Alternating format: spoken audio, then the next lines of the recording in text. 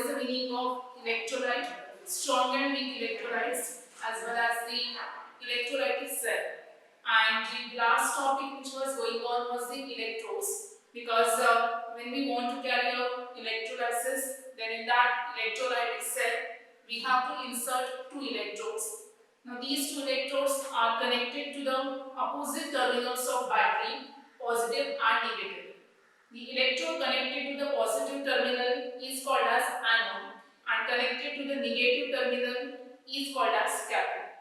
Now, one more concept which comes into the picture is the two types of ions. Now, they may ask you to differentiate between the anions and cations, because these are the two types of ions you are getting when you carry out the electrolysis process. So, the first thing is anions are negatively charged and cations are positively charged. Very simple. So when you carry out electrolysis process, then whichever the electrolyte you are taking, it undergoes dissociation to form two ions, negatively charged anion and positively charged cation. So after this formation, where these anions and cations will migrate. So anions, as they are negatively charged, they will migrate towards an electrode which is positively charged. So the cathode is the electrode carrying positive charge. So these anions migrate towards cathode. And cations are positively charged, so they will migrate towards electrode which is having negative charge. So here this should be anode. They are having anions are negatively charged, so they are migrating towards electrode having positive charge, means anode. And cations are positively charged, so they will migrate towards electrode which is having negative charge, so they will migrate towards cathode. So oppositely charged electrodes will take up the anions and cations. Now, when these anions are migrating towards anode, as they are negatively charged, what they will do? They will donate the electrons which are present on them. So they will donate the electrons, means they will get oxidized to corresponding neutral atoms. And these cations, they will gain electrons from this cathode which is negatively charged, and that's why they will get reduced to the corresponding neutral atoms. So very simple, anions negatively charged, these are positively charged, migrate towards anode which is positive charge, and migrate towards cathode having negative charge, and they will get oxidized and these will get reduced. Now, after this one, we will now move towards the characteristics of this electrolysis process. This is important. This can be asked for 2 marks. So, what exactly happens when you carry out electrolysis process? This will come under characteristics. So here, the first thing is that whenever you carry out the electrolysis process of any electrolyte, then that electrolyte will undergo dissociation to form the two types of ions, the cations and anions, as I said. So you are getting metallic ions and non-metallic ions. So basically, whichever the metallic ions you are getting and non-metallic ones, they will migrate towards oppositely charged electrodes. Normally, metallic ions, they will migrate towards cathode, and non-metallic ions will migrate towards anode. Suppose I am saying NaCl is an electrolyte. So it results in the formation of Na plus and Cl minus. So which is the metallic ion? Na plus. So Na plus will migrate towards electrode having negative charge, means towards cathode. Cl minus, chlorine is a non-metal, it's a non-metallic ion, so it will migrate towards electrode having positive charge, that means anode. Now, one more thing is that suppose there is hydrogen ion generating out of electrolysis, then this H plus also it will migrate towards cathode. Means all metals and H plus ions are migrating towards cathode and non-metals are migrating towards anode. Then the third thing is that whenever you say that the ions are migrating, so basically the basis of electrolysis is the redox reaction. Means oxidation and reduction taking place simultaneously. So there is certain loss of electrons and the gain of electrons by the two types of ions.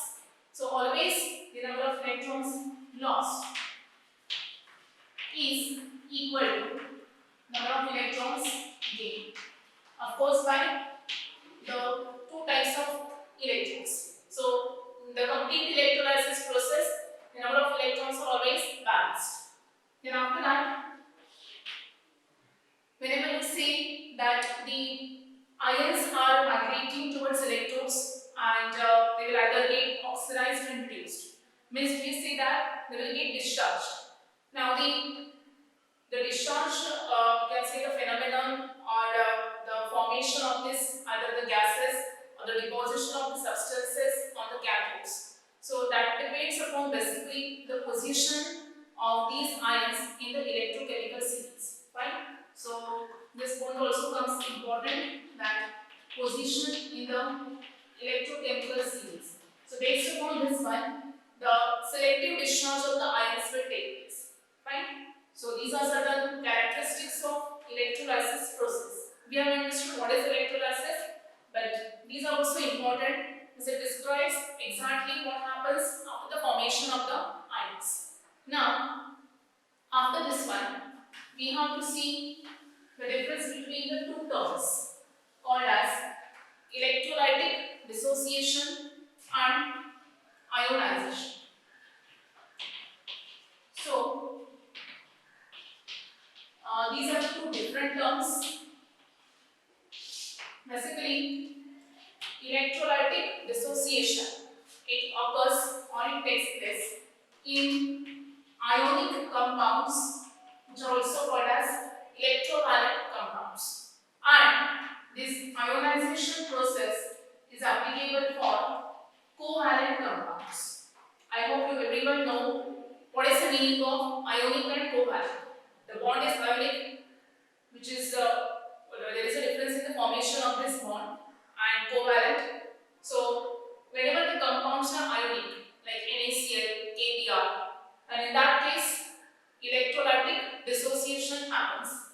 And whenever the bonds are covalent, then suppose it is HCl, HBr, then in that case ionization takes place. I'm writing for example here, NaCl, you can take KBr, all these are ionic solids. And here it may be HCl, HBr, like that. The next thing is that when you say dissociation happens, then basically it involves separation of ions which are already present in the ionic compound. Already present in the compound. Means, suppose you say NaCl. So NaCl, how this is formed? This is formed by whichever is the force of attraction binding Na plus and Cl minus together. So already in the compound there is presence of ions which are Na plus and Cl minus. So when you carry out electrolysis on NaCl, the only thing which happens is separation of these two ions, Na plus and Cl minus. Fine. So here, suppose I am writing like this. So this will undergo separation to form Na plus and Cl plus. Then when you say the concept is ionization, there also you will get ions, but you don't have to say separation, you have to say formation of ions which are not present in the compound. You will carry out electrolysis, and after electrolysis the ions will be formed. That means suppose I am saying the same one, HCl. So in HCl there is no ion formation before electrolysis. Then because the bond is covalent, now when you carry out electrolysis, may it be aqueous solution, then this will generate the formation of the two ions H plus and Cl minus. So these are some basic differences coming in electrolytic dissociation and ionization. They may this also for 2 marks. Then after this one, we'll now move towards the electrolytic dissociation process of certain compounds. Let us take example for the simple one, which is NaCl, and we'll see in the same way ionization for HCl. Now, suppose I am saying it is electrolytic dissociation of NaCl. Now, as we know, NaCl is a ionic solid, and in ionic solid, how we describe the ionic solid, which is formed by the two ions are present already, Na plus and Cl minus, and these two ions are held together by the electrostatic forces of attraction. So you can see like this. So these are which one? The electrostatic forces of attraction, which are holding the two ions together, which are the strong forces. So in solid state, this NaCl will not conduct electricity because the forces are strong. Now, when you heat it, Prandtl stands for heating. Means what are you doing? You are converting this NaCl into its molten form. So ionic solids generally they will conduct electricity in the molten state or in the aqueous state. Let us first of all consider in molten form. So after you supply heat, this Na plus Cl minus, the forces of attraction become weak. The two ions they get separated because they are getting enough kinetic energy to move, and this particular bond will be broken. So that you are getting Na plus and Cl minus, and that's why these are the two ions you are getting in the molten state, because free ions you need for conduction of electricity. So they will conduct electricity only in the molten form. So this is the dissociation and the conduction of electricity by molten NaCl. Now, in the same way, you can talk about electrolytic dissociation of aqueous NaCl. Means NaCl dissolved in water, which is a polar solid. Now we will talk about this water. Then in that case, oxygen carries negative charge and hydrogen carries positive charge. So the structure somewhat looks like this. H2O is water. I am saying that this is a polar solid. What is the meaning of polar? Which is involving charge separation. So here the charges are separated. Slight negative charge 2 minus, and to balance 2 minus, each hydrogen carries 1 plus charge. So this is a polar solid. So what happens when you dissolve this NaCl in water? So before this dissolution of this NaCl in water, again the same thing, Na plus Cl minus are held together by strong forces, and they will not conduct electricity in the solid state. But when you add this water to this NaCl, then what happens? Then suppose this is Na plus and this is Cl minus, which are held together by strong forces. Now you are adding water. So what happens after addition of water? The negatively charged oxygen atom will now act on what? It will act on this positively charged Na plus, and this positively charged hydrogen atom, it will act on what? This negatively charged fluorine ion. So because of this attraction between the oppositely charged ions of water and NaCl, the forces of attraction between Na plus and Cl minus will become weak, and you will get formation of the two ions Na plus and Cl minus, but in the aqueous state. And because of this attractive pull, which is exerted by negatively charged oxygen on Na plus and positively charged hydrogen on Cl minus, again we get the separation of ions, the bond is broken between Na plus and Cl minus, and as we are getting free ions, it will start conducting electricity electrolytic dissociation of the first compound, that is NaCl. I'll repeat once again from where we started. We started with in the previous lesson, we started with the electrolysis. I explained you what is the definition of electrolysis. Then after that we went for the electrolytes and non-electrolyte type, means which conduct electricity and which do not conduct electricity. Then after that, based upon this conduction of electricity, we are seeing whether the electrolyte is a strong electrolyte or a weak electrolyte. Means strong electrolyte conducts electricity to a greater extent and weak electrolytes conduct to a smaller extent. So you can see the strong acids like HCl, H2SO4, HNO3, or the strong bases NaOH, KOH, or the salts like NaCl, lead bromide, KCl, KBr. All these will come under strong electrolytes. Now what about weak electrolytes? Weak electrolytes means the weak acids like formic acid, acetic acid. These are the acids. Talking about the bases, ammonium hydroxide will be the weak base. And so these are the examples of some this strong and weak electrolytes. When you want to say a substance acts as a non-electrolyte, that can be example of sugar, glucose, sucrose, alcohol. So all these will be the non-electrolytes. Then after this one, we wait for the main process of electrolysis, in which we describe the complete apparatus, and the apparatus in which we carry out this process is called as electrolytic cell. So electrolytic cell is a device where we carry out electrolysis. The two electrodes are inserted into the electrolyte and the electrodes are connected to the opposite terminals of a battery. Connected to the positive terminal is anode and the negative terminal is a cathode. And based upon that, we saw the two ions also, anion and cation. We discussed the difference between the two, as well as we saw the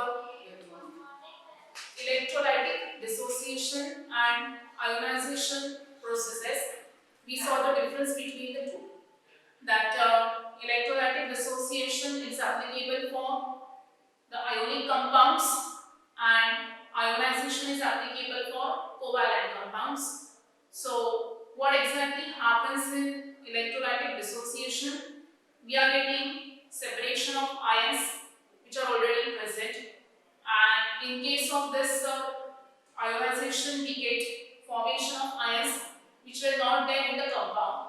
So examples you can talk about for electrolytic dissociation is anything ionic compounds like NaCl, NaPr, KBr. All these will come under, or lead bromide will come under this electrolytic dissociation examples.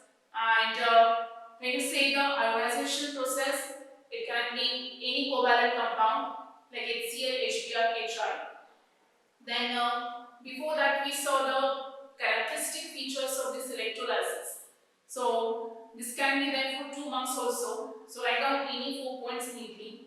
So the first thing is that when you say the process is electrolysis, then when you pass electric current to the electrolyte and it contains the 2 electrodes connected to the opposite terminals of a battery, then basically you are getting formation of the 2 ions, metallic ions and non-metallic ions. The metallic ions are having positive charge, non-metallic ions are having negative charge. So it's very clear that metallic ions will migrate towards electrode having negative charge, that means it will be cathode, and non-metallic ions will migrate towards anode, which is having a positive charge. Also H plus, that is the hydrogen ion that is generated after this electrolysis process, it will also migrate towards electrode having negative charge, that means it will be migrating towards cathode. Now basically whenever you say that the ions are migrating and they are getting discharged at the corresponding electrodes, so the selective discharge depends upon the position of the ions in the electrochemical series. Then the next thing is that whichever electrodes are lost or gained by the metallic and non-metallic ions, because here the process will be oxidation in one case and reduction in another case. So the number of electrons are always balanced. It is not uneven number is not there. Suppose it's not equal to that. That is equal number of ions will be lost, which is equal to the number of electrons gained in the another process. Then after that, this is about the complete characteristic features of electrolysis. Then when we move towards the next part, that is the electrolytic dissociation of this NaCl. You can talk about this NaCl dissociation in the molten state or in the aqueous state also. So in the molten state, when you carry out this electrolytic dissociation, then you will get formation of the two ions Na plus, and you can say the separation of the two ions Na plus and Cl minus. So basically NaCl in the solid state is non-conductor of electricity because the Na plus Cl minus ions are held together by strong electrostatic forces of attraction, and when you supply heat, the forces will become weak. The ions will start moving with kinetic energy and you will get separation of Na plus and Cl minus. This is about the dissociation process in molten state. Now when you go towards the same process but in the aqueous state. So in the aqueous solution, the solvent we are using is water, which is having the negative charges on oxygen and positive charge on hydrogen. So when you are dissolving NaCl in water, again you will get the separation of the ions Na plus Cl minus, because the negatively charged oxygen atom is exerting a pull on Na plus and H plus is exerting pull on this Cl minus. So again you will get separation, and because of this Na plus Cl minus separation, you can say that in aqueous solution also this will start conducting electricity. So today we finish with this one. Remaining portion we'll see in the next class. Thank you.